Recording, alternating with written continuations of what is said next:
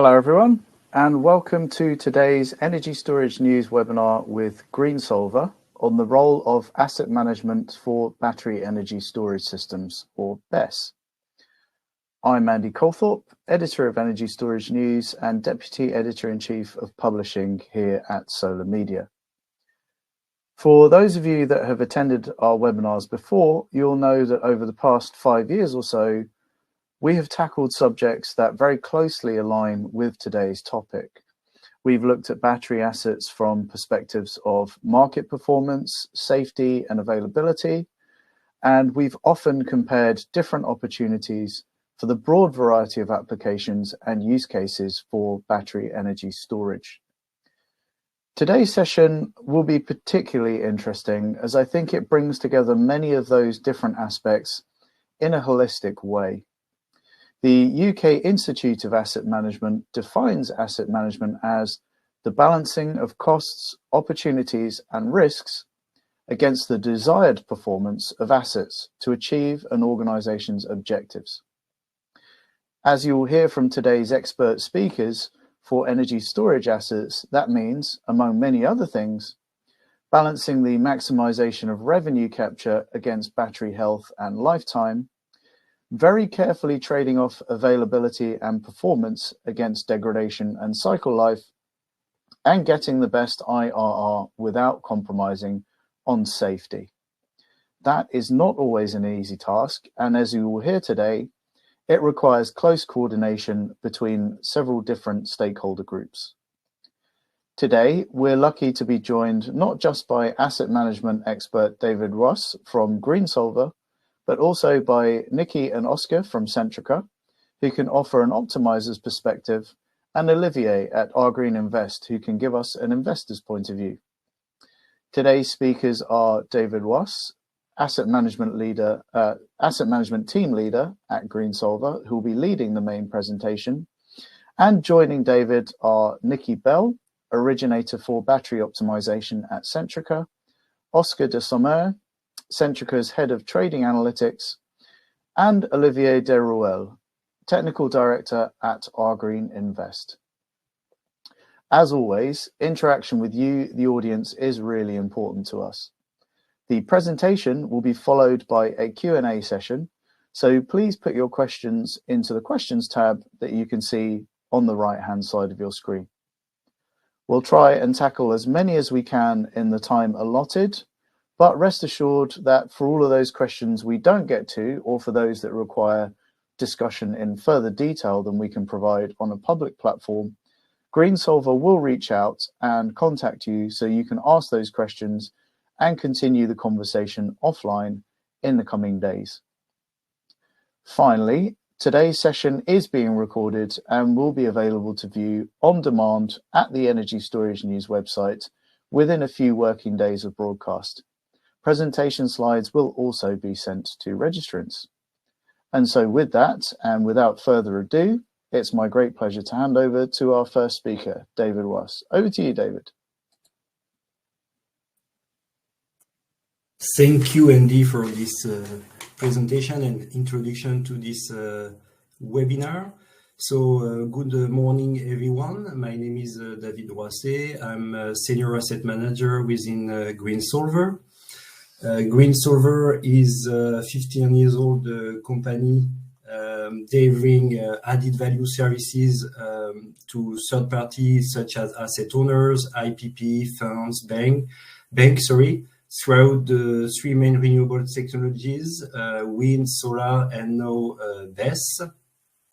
We are delivering three main services around technical and financial advisory, PPA advisory as well for specific topics related to power markets, and later on the life of the asset. We are also there to support our clients for the operations and ensuring, as it will be the topics today, safety and performance throughout our asset management services. So we are a multi-skilled team, around 60 people, located across Europe. Our headquarters is in Paris, and we have also offices in London for UK markets, Spain in Madrid for Spain and Portugal, and Athens, for instance, for Greek markets. So welcome on board, and I hope you will get strong insights. Thank you.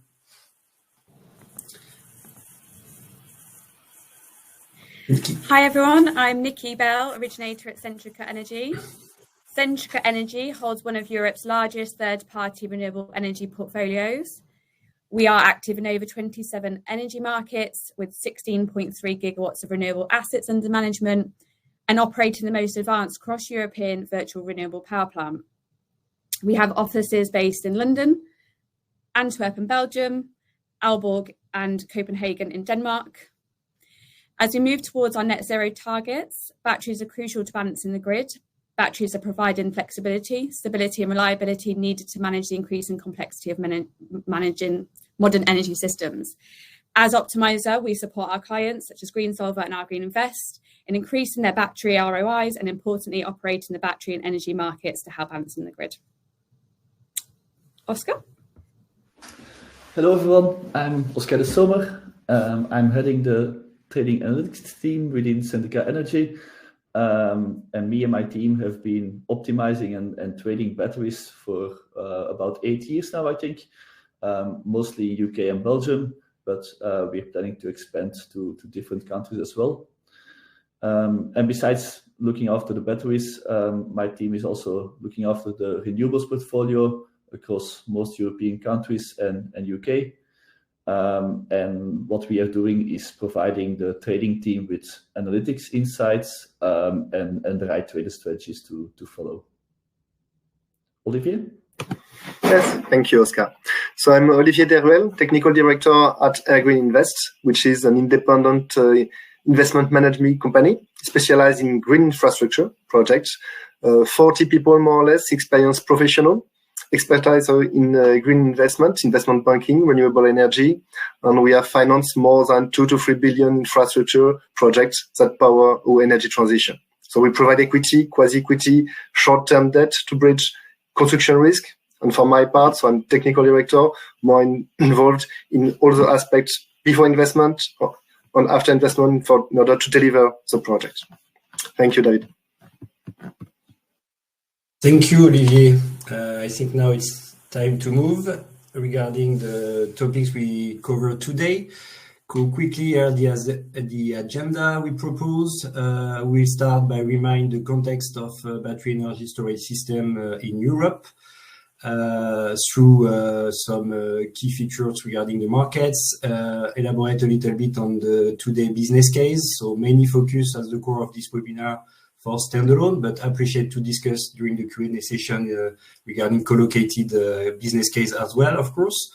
And then move to the asset management strategy we propose within Greensolver, with the main goal to ensure the profitability and the safety, which is a main concern for battery system, you will see. So through different time of the project, so highlighting some key points for the construction and also during operation, by sharing some useful business business case uses, case study, sorry, to illustrate what we can see from the field. So let's move on the context of battery system in Europe. So I think the most important words to get as takeaway is flexibility. It becomes mandatory in Europe because higher the renewable system will penetrate the grid, higher the battery system will be needed. So as you can see in the graph shared by Solar Power Europe, you can see that according to this scenario, expected growth of battery energy storage system is around 40% each year for the 5 coming years. And if you like specificity of the top 5 countries in Europe, which are today Germany, UK, Italy, and Eastern Europe, it's expected to multiply the energy capacity by 4 for the next 3 years. So the use case is there, and so the idea now is to ensure that the development, the construction, and the operation will be done as good as possible. So we can quickly questioning why we are expecting such a large deployment of battery system. It's mainly because battery linked to lithium-ion technologies have the largest spectrum of application in terms of capacity. We can start to kilowatt and go through to gigawatt. And in terms also of storage duration, we can deliver in a short way the energy to the grid, so milliseconds, and also for a few hours. It's also quite simple to install compared to pump storage system, for instance. So at the moment, the market is focused on containerized solution with a low ground footprint. And also the capex is quite lower than the other storage system. So we could share at the end of this presentation some more precise figures, but we are around 300 euro per kilowatt-hour for the battery system in terms of capex, and OPEX are also between 20 and 30 euro per kilowatt-hour per year. So maybe, Oscar, you could elaborate a little bit regarding this context and also the business case behind. Yeah, sure. So as said by David, batteries are a great match with renewables. So the more penetration of renewables we see, the more demand for batteries there will be. And that's because batteries are well equipped to balance the grid. They can do so by either providing balancing services directly to the grid operators, which we typically refer to as ancillary services. And that has been over the past years the main revenue driver for battery storage systems across Europe. However, when the battery penetration is increasing, this is changing, and batteries are also participating more and more in wholesale electricity markets. The benefit of those is that they're quite a bit deeper than those ancillary services, so there's more potential to grow. And what batteries are doing in those wholesale electricity markets is basically buying energy when prices are low and selling when they're expensive. And that is, of course, because a battery has the potential of storing electricity in an efficient manner. So batteries are both participating in those ancillary services and in wholesale markets, and that gives them actually quite a few options to participate in energy markets. And that's why it's actually quite complex to optimize or trade a battery and maximize its revenues, because there's so many different services and markets in scope that you can participate in. And for an optimizer, it's very important that you're able to combine all of these different revenue streams in a smart way, and that's a challenge of what we are doing. Yeah, definitely agree. Thank you, Oscar.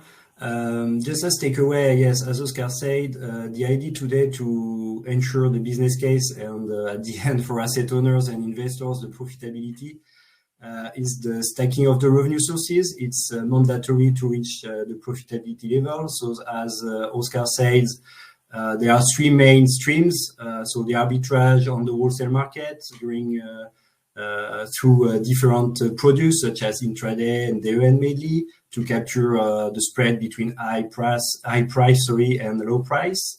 The frequency services, which are there to support the grid frequency mainly, and also the capacity market in the countries where this available. So beyond that, it's quite important as multi-country investors that each country has its own rules, its own market specificities, which is leading to difficulties to ensure the good view on the future of the operation of your assets. So that's why Greensolver, we are also there to support and ensure on each country we are present the veracity and the consistency of the business cases. And also, as Oscar said, Centrica is as optimizer or aggregator uses your batteries, And this usage has a large influence on the future of the batteries, which is summarized by the term degradation. So here, typically in this slide, you have three main points to retain, which are direct influence on the degradation and leads by the usage. So cycling, of course, the C rate, which is the intensity, how intensity the battery are used, and also the temperature, which are the factors that can lead also to degradation. Thanks very much, guys. I think that's a great kind of, let's say, big picture perspective on Europe from the service providers' point of view. But I think it'd be interesting at this point to bring Olivier into the discussion for, let's say, for the Our Green investors' perspective that, I think gives us maybe a bit more of a targeted view into that outlook.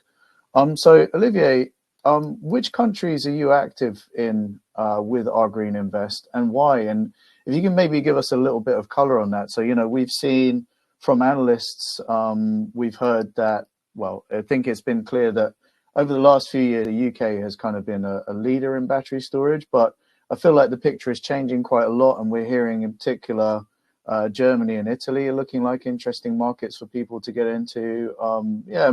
I think there's a lot to be said for many of the markets around Europe. But from your point of view, Olivier, which markets are kind of the most active for you, and why? Thank you, Andy. It's true, because as a financing party, we have a step back, in fact, in that the business case and everything. We are working today all across Europe with Our Green Invest. We are financing people in the UK, Spain, Eastern Europe, Nordics, and obviously France and Germany in the middle. So we see projects in construction, projects that are doing operations, are going to operation, but also the portfolio of the developers. So what's going to arrive in 2 years, 5 years, 10 years.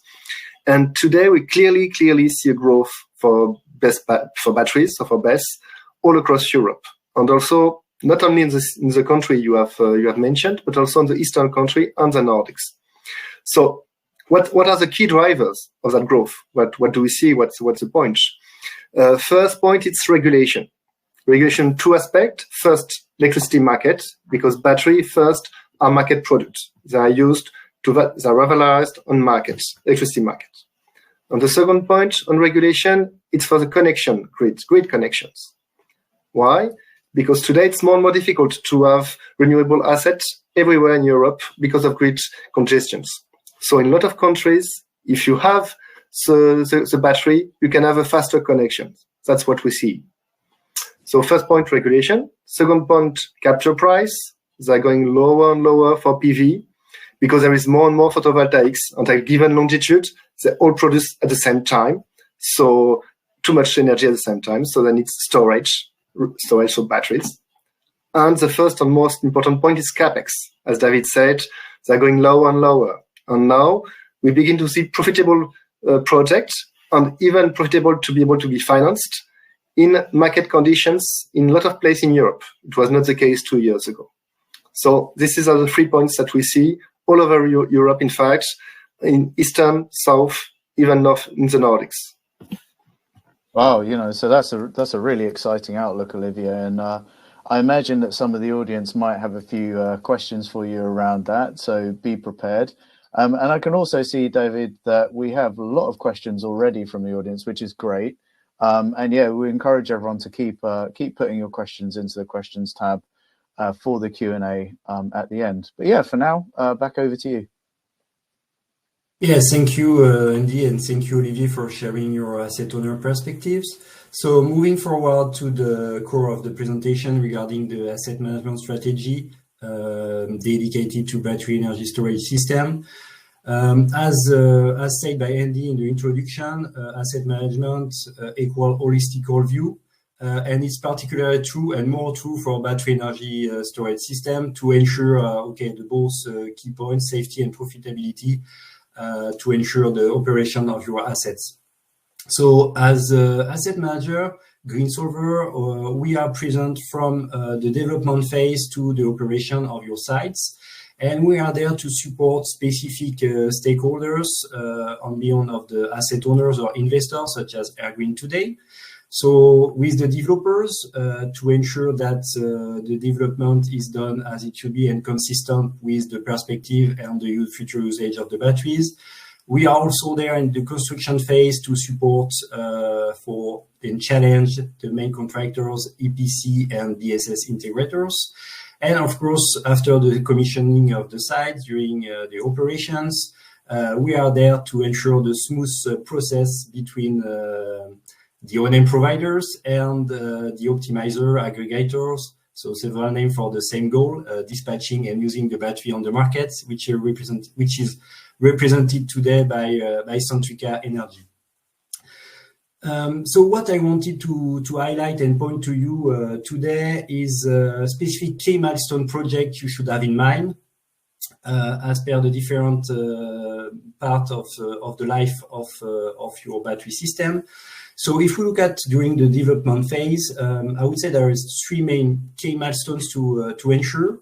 Of course, the BP, mostly regarding that the usage of the batteries is well consistent with the stack of the revenue expected. For instance, everything is linked, and the fact that you will use your battery and you will expect to have more revenue coming from one service or another could have different consequences in the degradation of your batteries. Regarding the planning, also important to ensure the safety matters, specifically linked to the battery equipment you will install, and also to the layout as per the main safety rule or certification that we could describe. I saw a question regarding that, by the way. And regarding the procurement, which is really, really important to challenge. So sorry if there are tier 1 supplier or other suppliers there, but guys, yes, we are there to challenge you or to help our site owners to challenge them, because there are plenty questions to ask during the procurement phase to avoid any painful surprises, I would say, during the construction and even during the operation.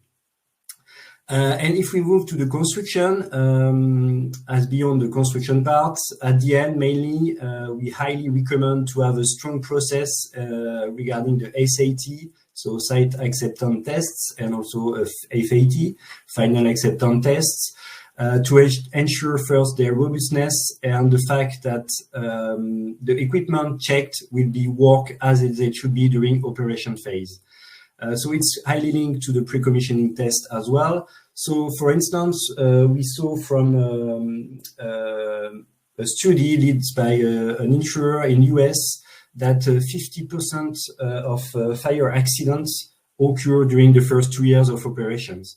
So if you manage to have a strong focus on these specific equipments, I will elaborate later on the presentation, you can maybe avoid any bad surprise during the operational phase. And after the COD, once we ensure the strong work of the equipment, the idea is to ensure a smooth start of the operation from the beginning, so from the commissioner operation date. And after, we are there to ensure safety and performance through a robust asset management strategy, and ensuring the good communication between optimizer, O&M provider, to ensure the holistical view of the asset, and always ensure that the battery are used as it should be according to the warranty condition and also the operational conditions. And maybe fair to highlight today is the maybe one important milestone to understand during the operation is to ensure the revamping strategy of the batteries, to ensure the duration of your business plan, which is more or less around 15-20 years now, what we see from the market.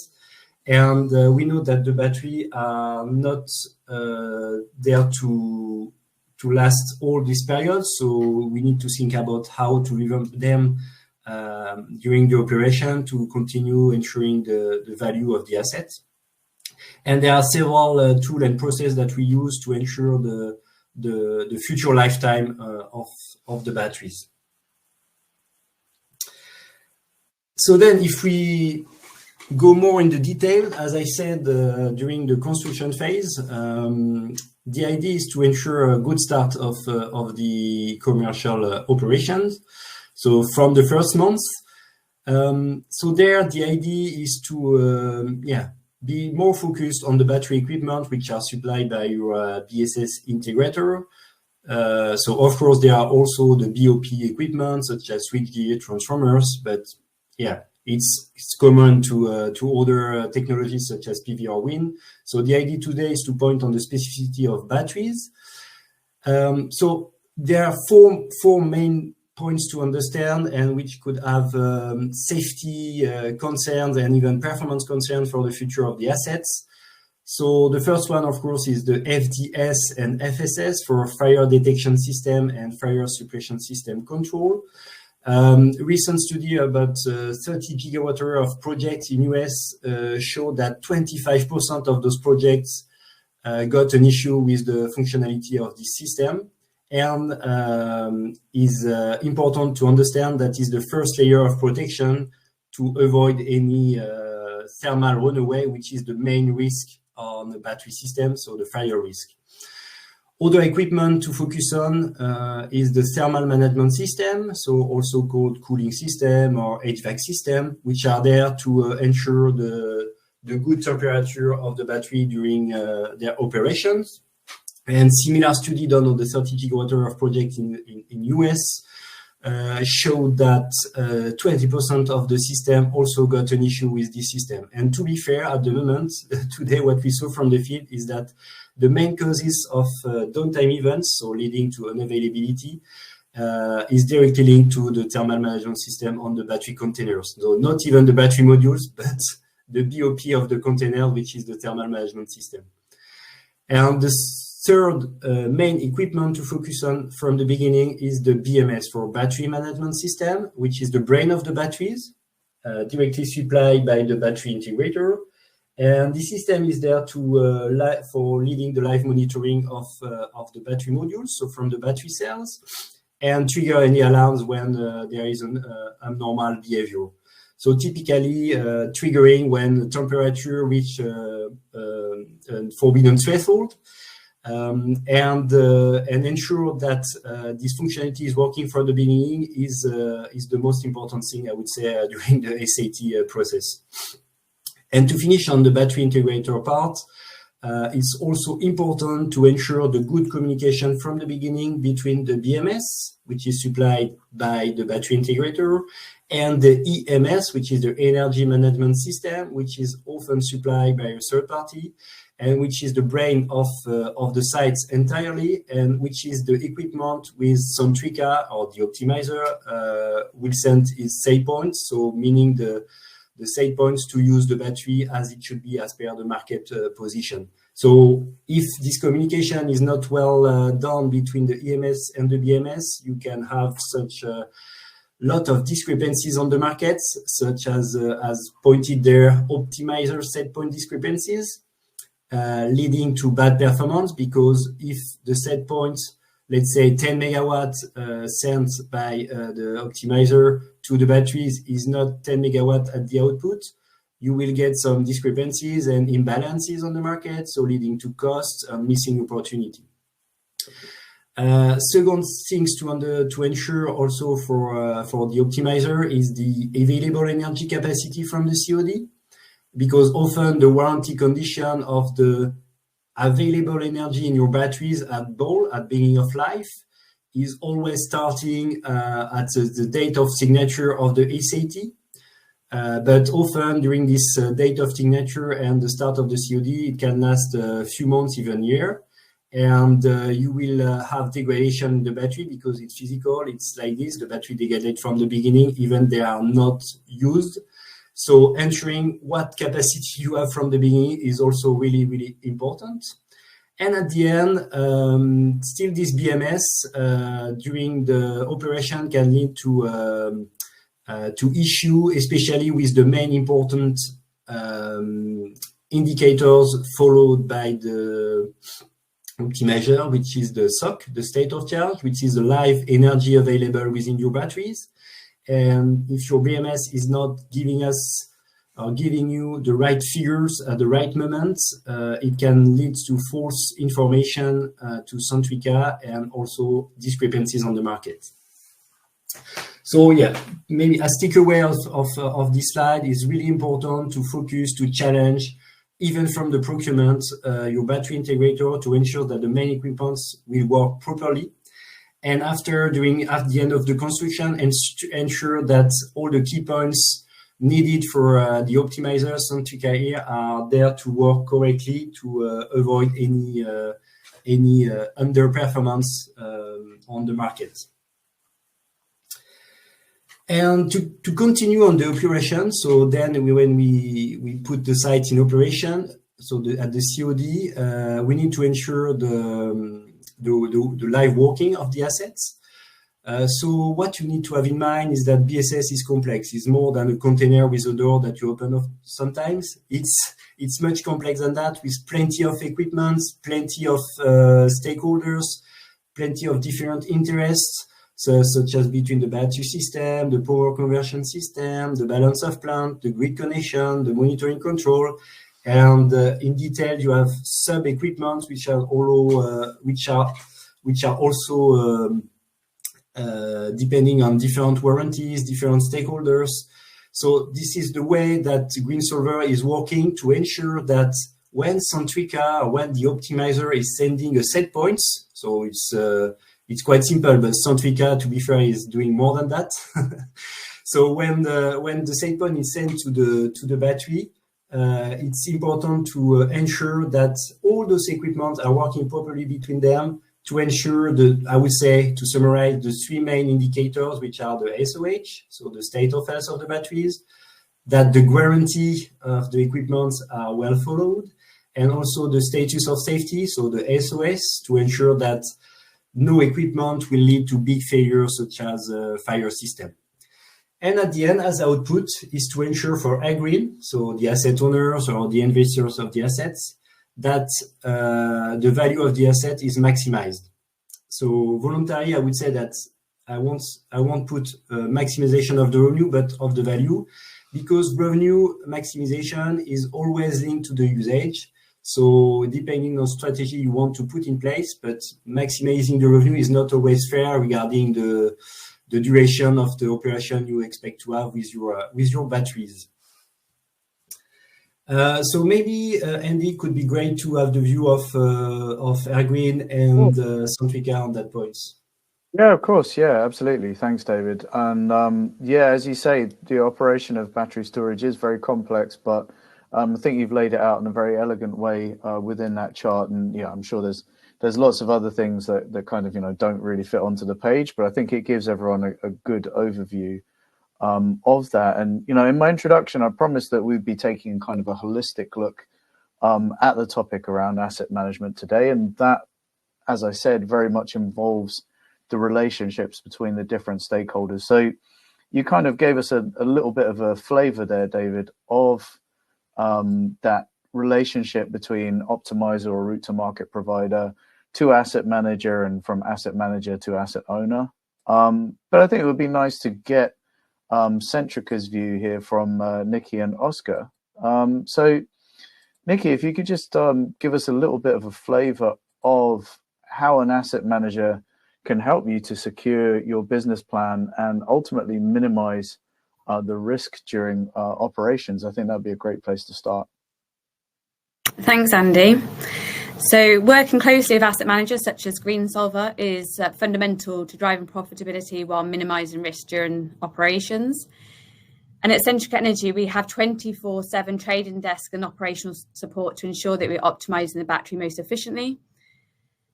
It is essential to develop and implement a clear communication plan, ensuring that all stakeholders are on the same page and that information flows seamlessly between the organisations such as Greensolver and our Green Invest. And this starts earliest during negotiations of the contract and pre-COD, as David mentioned.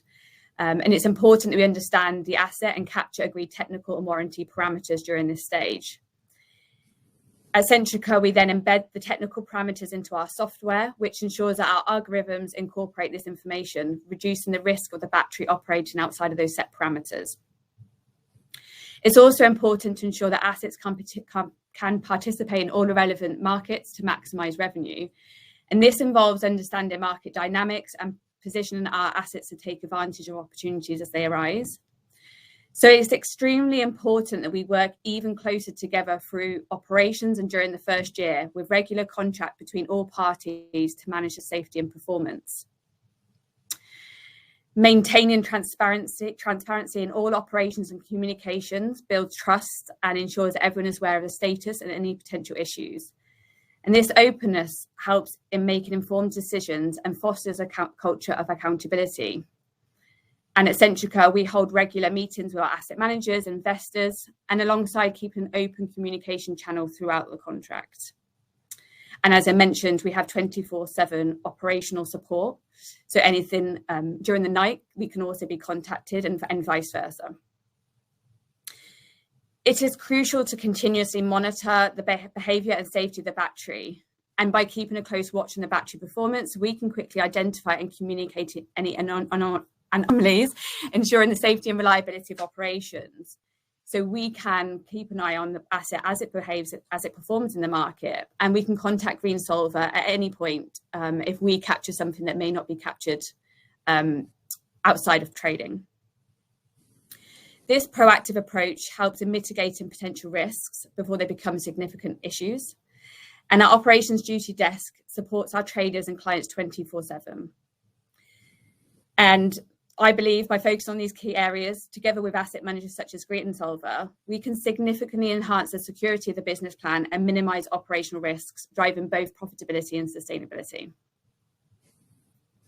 Excellent. Thanks very much, Nikki. So a lot of that is around communication and clear communication, and crucially, I think, transparency in a lot of those communications, I think. But yeah, it seems like it's a close relationship in which, yeah, the information is, flowing in both directions throughout. And that's everything. It can be from, pre-COD, which is commercial operation date of assets, and contract negotiations all the way through the life cycle from the sounds of it. But that's great. So, and on the other end of the flow chart that David has set out for us lies the asset owner, our green. So Olivier, same sort of question for you as I asked Nikki there. How can an asset manager like Greensolver help you in securing your business plan and ultimately minimizing the risks that you face during the operations of your battery storage asset? Thank you, Andy. Sorry, I had to unmute. No, I can only concur with what Nikki said. We need, and there is a great added value of an asset manager with expertise, because renewable assets are quite traditional in PV and wind. Sorry, got some interns in your office there, have you, Olivier? Yes, I have quite issue at home.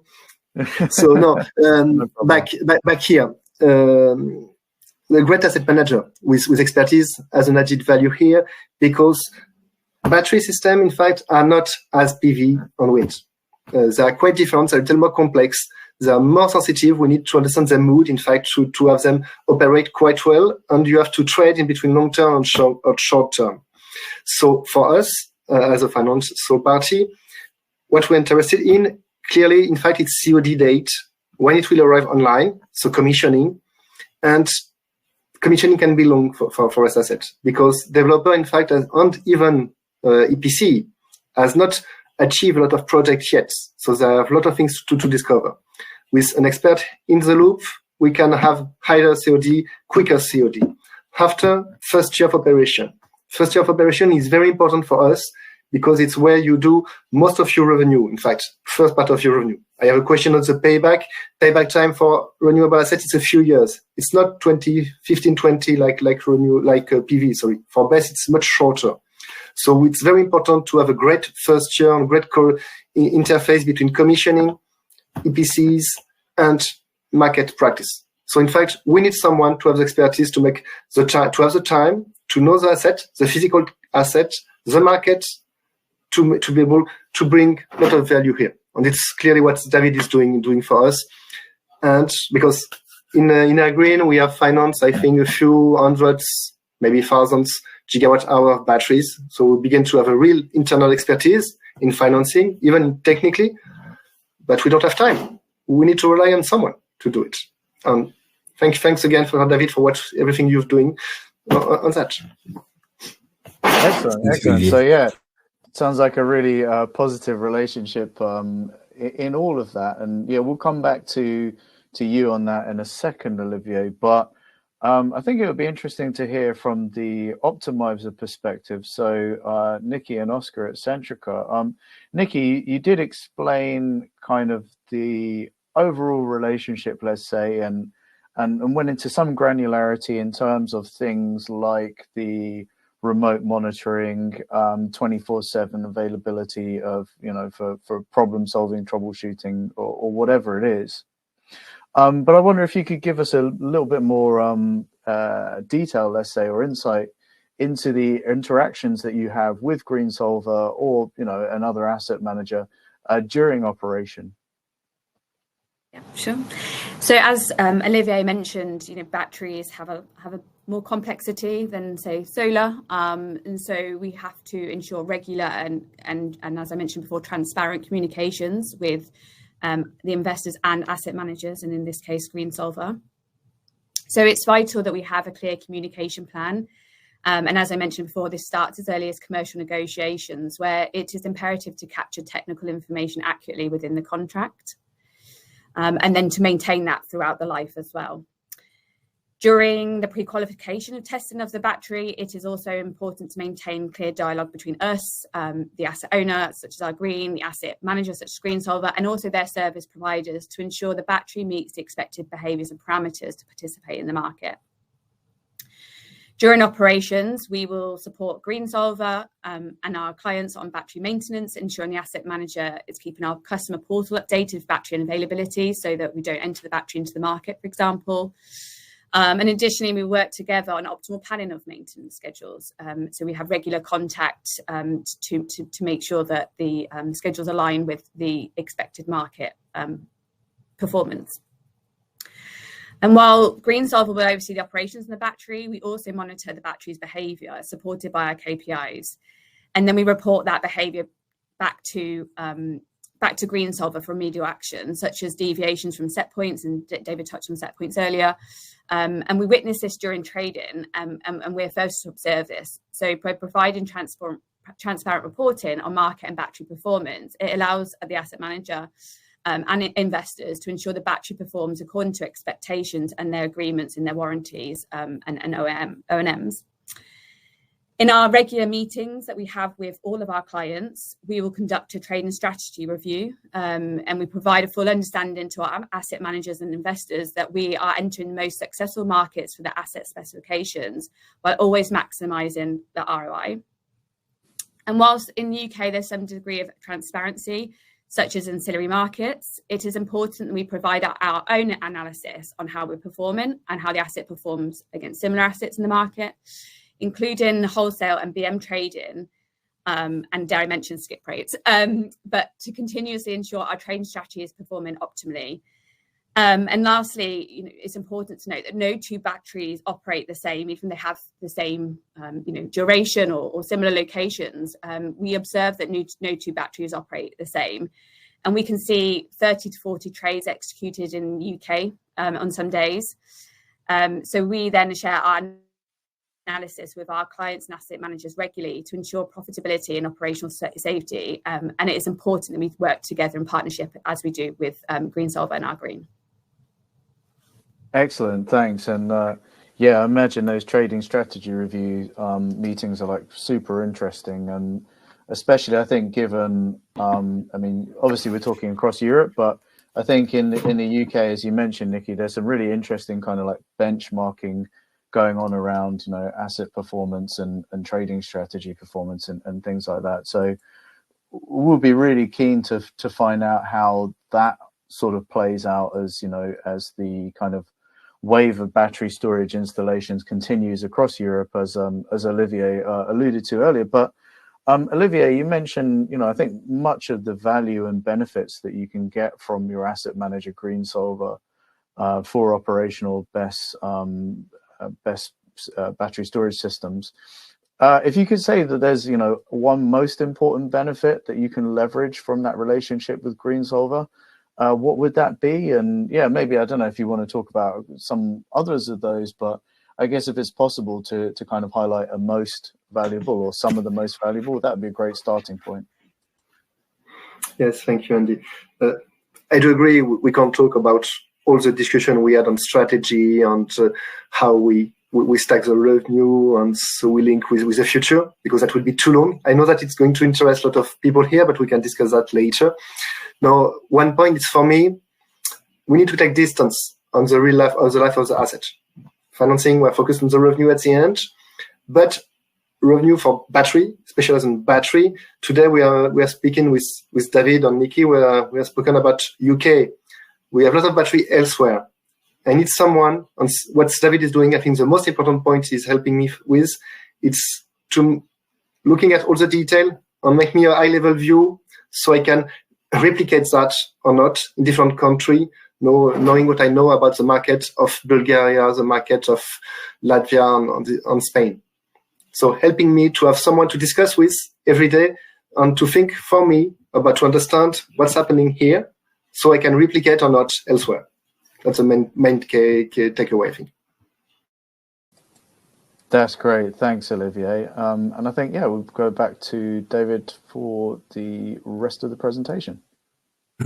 Yeah, thank you, Andy, and thank you, Nikki and Olivier, for sharing your point of view and the importance of having a third-party asset manager, not only during the operation, but also from the beginning. So to finish, I propose to share a few case studies we saw from the field and which are quite important to understand. The first one is probably for people who are already use kind of assets. You probably heard about this acronym EFC. So what is behind the EFC? So EFC means equivalent full cycle, which is the main indicators linked to the warranty you have with your battery supplier. And the idea there is to point that you need to go beyond than only thinking about cycling per day, but also be interesting and try to challenge your battery supplier regarding what could be the degradation rate per equivalent full cycle. Because within an equivalent full cycle, as we say from the beginning, you have different sources of revenues, and those sources of revenues ensure different usage of the batteries. So that's the job of Nikki's team, to dispatch the battery and capture the best price on the best service at a certain moment of the day. But depending on that, you will have different impacts on the battery degradation. So here you have a heat map trying to translate what is the impact on the battery degradation if you do only one specific services. So if you imagine that you do only arbitrage on the wholesale market, you will degrade more faster the batteries than if you only do frequency services, because the impact on the depth of discharge, the impact of the temperature, the impact of the C rate on the battery will be different. And so that's we try to always to advise to our client is that when you have a BP on the development phase and after when you make this BP work during the operation, it's always to cross-check what is the actual usage with the revenue stacking expected, and if the degradation rate is well consistent with that. And to finish, before to conclude, another quite interesting case study getting from the field is that I said later on the discrepancy we could have from the beginning or even during operation if the BMS is not working properly, especially with the most used chemistry on the market now, which is LFP, which is really complicated to give a really reliable state of charge for the asset optimizer due to several chemical aspects and physical aspects that I won't give the details now. We don't have time. But at the end, it can often that the BMS say that you could have, for instance, expect to have 100% available energy at the time that you can see on the blue curve there.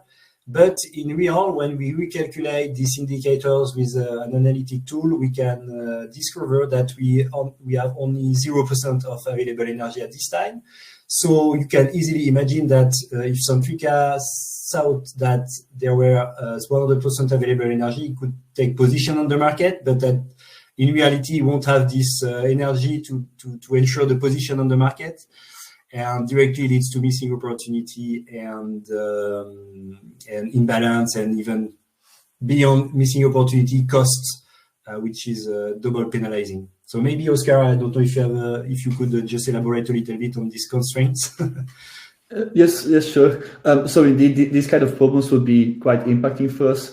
So as you said, what might happen is that we might have bought or sold energy in a certain market already that we are not able to deliver in that case, and that would give us an imbalance exposure that might be pretty undesired at that point in time. On top of that, it might also lead that you're not able to deliver the balancing services that you promised to deliver to the grid operator, and you might receive penalties for not being able to deliver those properly. And so that's, of course, something that we want to avoid at all point in time. On one hand, to minimize those penalties, but also to guarantee a proper quality of service towards the grid operator. And therefore, when these types of issue happens, it's important that we can quickly contact our asset manager and such that they can investigate it as soon as possible. Yeah, definitely agree, Oscar. That's maybe the main takeaway to have during operation is to follow your SOC and ensure the reliability of the BMS function for getting this figure. So to conclude, I propose to give you a few takeaways to ensure that you get the most important insights from this webinar. So first, I would say that during now the BESS is growing fast and green needs more and more flexibility. So the business case is there. The idea behind it just to ensure the takeaway two, which is the reliability and the consistency of the revenue stack. So the different sources you can get for your battery system, and it's also really important to understand that it's country specific. So you have, I would say, both main markets. So the UK one, which is quite different than the Europe continental one, and even in Europe you have different specificities regarding Germany, France, Greece, or other countries, Spain, which needs to be at a really ad hoc view on this stack of revenue. So that we call the route to market. Then asset management, is for us quite essential, and not only during operation, but also from the development phase to ensure robust and safe operations. Point 4 is that commissioning process, it's key. So we highly recommend to focus on the equipments we details earlier in these conversations to ensure a smooth process and a smooth commissioning from the COD. BSS is really complex in terms of equipment, in terms of warranties, in terms of expertise for each stakeholders. So it's required a really strong holistical, technical, and commercial asset management process at the end. And to finish, we also highly recommend to challenge the degradation rate guaranteed by your BSS supplier. And also, maybe the main point today is don't give 100% trust to the BMS, even it's come from tier 1 supplier, because we can share a case from the field if you want later or after this conversation. So thank you, everybody. Thank you for the conversation, and I hope you will get more clarity for your projects. So thank you, everyone. That's fantastic. Thank you so much, David. And thank you to Nikki, Oscar, and Olivier as well for that presentation. We have time for a few questions. We had lots of questions in, so I'll be honest, we won't do all of them. As I mentioned before, though, Greensolver and perhaps some of the other partners on the webinar today will reach out to you and continue that conversation offline. So do not worry if your question isn't answered in the next 10 minutes or so. So from the questions that we got lots about the revenue stack, which I guess, you know, that's probably to be expected, isn't it? So we'll get through a couple of those. First off, I guess a nice easy one for Nikki and Oscar from Yassine. So thank you very much for your question there, Yassine. Is DC the UK equivalent of AFRR, MFRR, or FCR? So that's DC is dynamic containment, which is UK ancillary service. And so Yassine, I think, is asking whether that's the equivalent of some of the common sort of European ancillary services markets, which include automated frequency restoration reserve and frequency containment reserve. Shall I take that one? Sure, if you'd like to. Yes, please. Yeah. Go ahead. So DC is the equivalent of one of those. So DC is one of the frequency control reserves on the UK side. So there you have DC, DM, and DR, which are different types of these frequency control reserves. And that's the equivalent of FCR. AFRR and MFRR are kind of the equivalent of balancing mechanism in the UK, but where you typically have in continental Europe a reserved version of that, where you would also get availability payments for delivering or for being available in AFRR or MFRR. So that would be this reserved version would be the equivalent of balancing reserve in the UK. Okay, terrific. And kind of moving on into, let's say, the bigger picture around revenue. So two quite similar questions here, I guess, but I think, well, three actually, which I think proves just how interested the audience is in this. But we'll go with this one first. So Asger, thank you for your question. Asks, how do you see the substitution effect in terms of revenue when moving more towards wholesale instead of ancillary services as battery penetration increases? Do you expect the revenue to decrease substantially?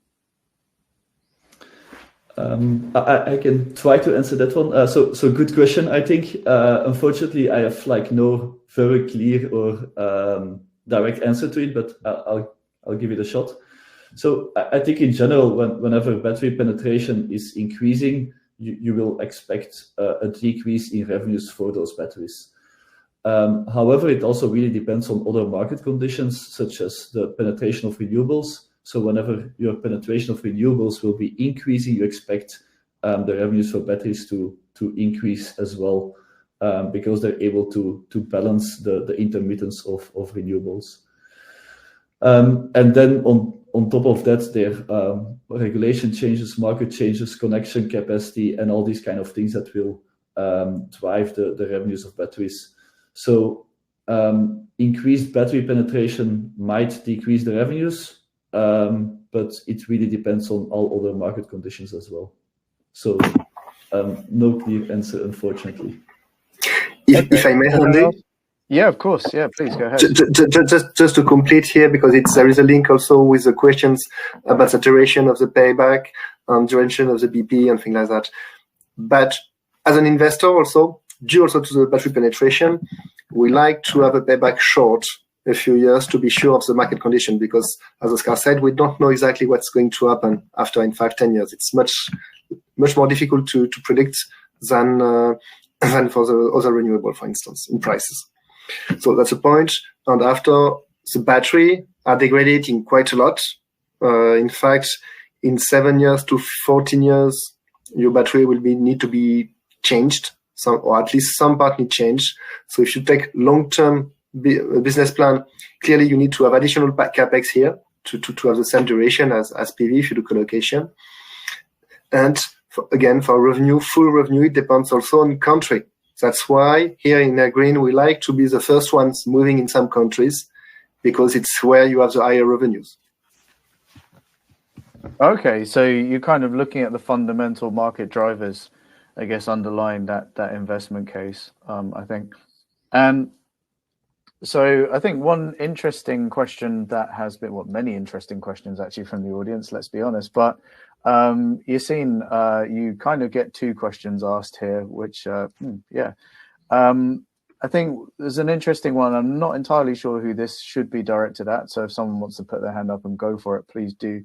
Yassine asked, do you see other applications that are expected to grow? So it could be things like inertia, which we're seeing, in some projects, maybe not so much in Europe yet, as far as I'm aware, but we're definitely seeing some in the UK. We're seeing lots in Australia, in particular.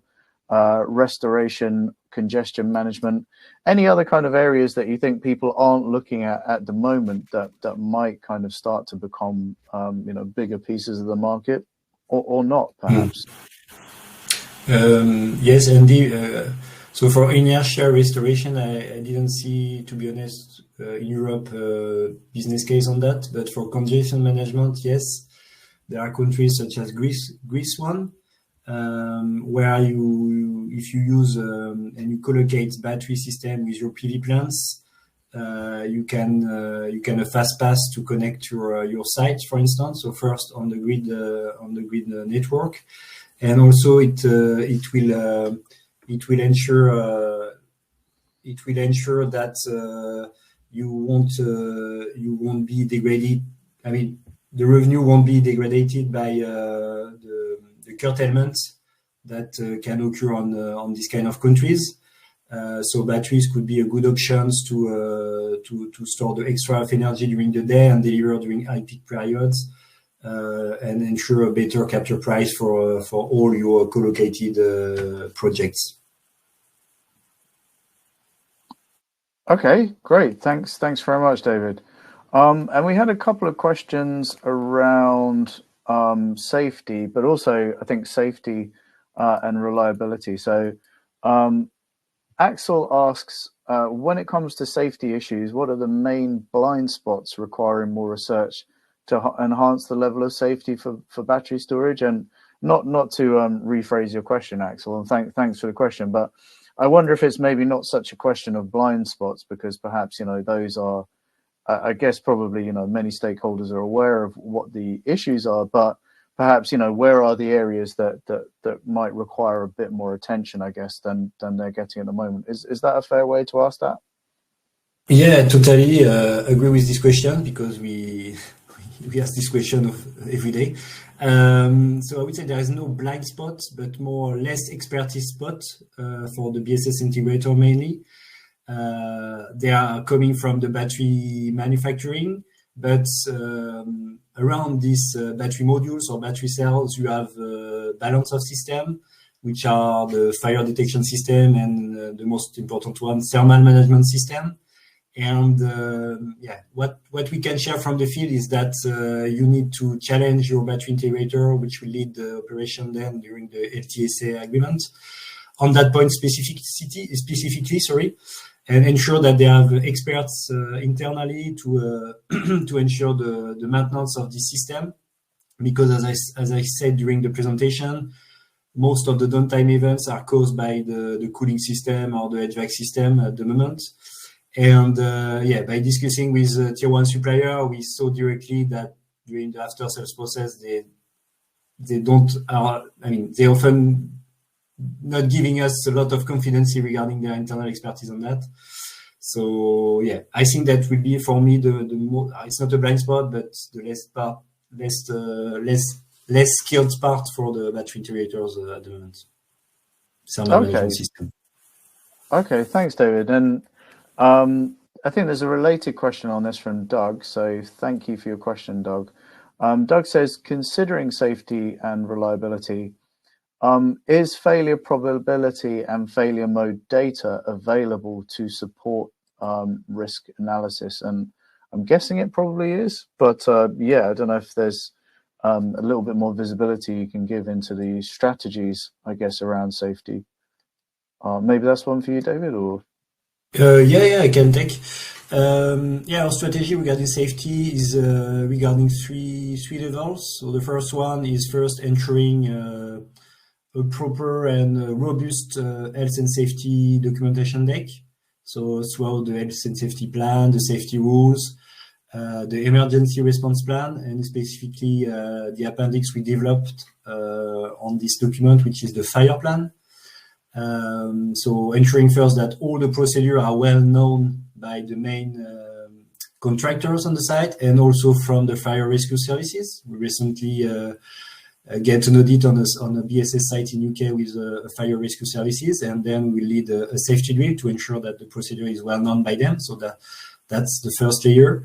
The second layer is to ensure that the battery are used as it should be in terms of operation, in terms of usage, in terms of indicators such as temperature, C rates, level of state of charge, etc., to ensure that the battery are well used as it should be.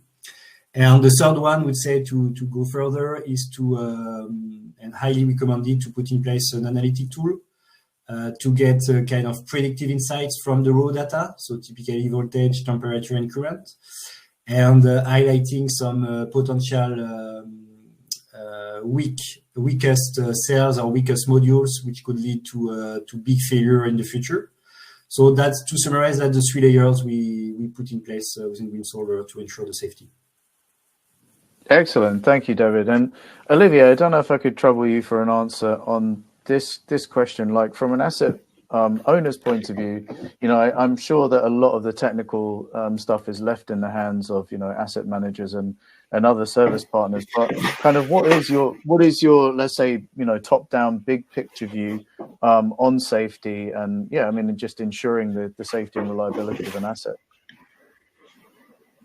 So here, first, personally, I was an owner before, constructor, EPC. So asset is the first thing you need to take care on a project, on a work somewhere. Asset is always the first things you need to look at. It's before profitability, before everything. So how we organize that, or we see that, let's say in a project, we see that long term from the design part. And as agreed as a financing party, we look at the design, how the safety is taken into account from the beginning. In the construction, so in the development phase, construction phase, with reliable EPC, with safety procedure on site, with everything that needs to be done according to specification, especially in batteries. I've just landed some batteries on a project last week, and there was a shock on one of the cabinets. Immediately, we asked the battery provider to come on site to look at it, to look everything in it before putting it here, because it's too important. And after in operation, also they need constant monitoring. We have alarm, obviously, on easy EMS and everything. We are looking at that. But also we need to have someone looking at before the alarms. On that we rely also on Greensolver. It happened, I think, last year, one of a project. David just looked at the project and see that when temperature was rising. It was still under the tolerances. However, yes, we look at it. What happened? And in fact, it was just a stupid thing. Somebody left in the HVAC, so in the cooling system, a small paper that blew one vent, that blocked one vent. But constant monitoring, more than in PV than in wind. Excellent. Thanks very much, Olivier. And I think just a couple more quick ones to finish on. Olivier, there's a question for you directly, and you did actually refer to the answer or the solution to this in an earlier answer, but I think it would be nice just for the audience to get like a full, detailed answer on this, if we may. So, Baptiste, thank you very much for your question.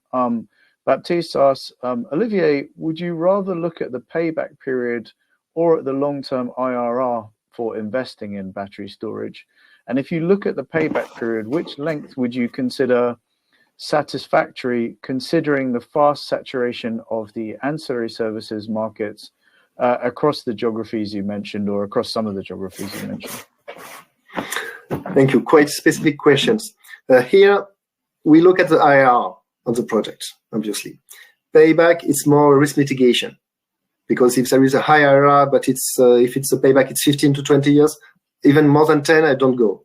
Too much risk, even if the IRR is large. So that's quick answer.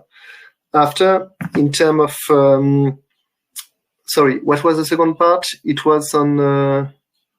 if you look at the payback period, which length would you consider satisfactory, considering the fast saturation of ancillary services? Answer saturation. So payback, as I said, risk mitigation. So 5, 7 years is fine. If it's more than 10, even if I prefer that 3 to 5. After, there is a second question. When you talk about battery, it's a revenue. What do you use as revenue curve? Because like always, revenue, it's volume of energy you're going to shift with your batteries. 1 cycle a day, 2 cycle a day, time your capacity. And after the revenue, and here we've talked about stacking, so different assumptions. So we look at the assumption, in fact, directly as for today. We know what is today. A few years, quite a good vision. We will also rely on some specialists on that. And for medium term, long term, here's a question about penetration. So here, what I do like personally, is to have a very base case with purely direct strategy, meaning I don't do service system, I don't shoot grid services, just on direct, the spread in between. Usually it's the middle of the day, on the end of the day, low price, high price, and to see what the minimum IRR we have there, a minimum risk, let's say we go. That's how I deal with battery penetration. So to mitigant, the payback version will give me a first risk mitigation. On second risk mitigation on medium term, it's to have the volatility of just the day rate. Forget about grid services. Because in fact, again, I can give an example. In France, we have financed one of the biggest provider of ancillary services for the French grid. We are the first one on the market. So now you have the full market, and we were doing great. But for new people going today, it's too late. Okay. So, that's really interesting. And we had a lot of questions about that kind of shift between participation in ancillary market services and price arbitrage. And, I think you guys all did refer to some of that throughout. And to be honest, to get those questions answered, I think we'd need a whole new session to start now. And we've run out of time. But I think our panelists did do a great job of getting as many of those questions answered as they could. So I hope the audience enjoyed that very much. David, any sort of final thoughts to collect from yourself before we finish? I would say that thank you for everyone to join us. I saw that we were more than 200 people, so really good. I hope that it will bring you clarity regarding the different counterparts mandatory to operate your sites. So my main message will be not only having an O&M provider and an aggregator, but having a third-party view, such as an asset manager, is quite interesting at the end to ensure all the key points we shared today. And I hope that you will manage to develop all your battery system in the country you are. And to finish, Greensolver is there to support. And of course, we will take time to answer to all the questions we didn't have the time to take this morning. So thank you, everyone. And thank you, Centrica. Thank you, Nikki, Oscar. And thank you, Olivier from Green. That's fantastic. Thanks so much. Thank you. Thank you, guys. Thank you, everyone. Thank you. And most of all, have a nice day. Thank you. Bye. Most of all, thanks to you, the audience, for joining us and staying with us through this session. And we hope to see you again soon. Thanks very much. Goodbye.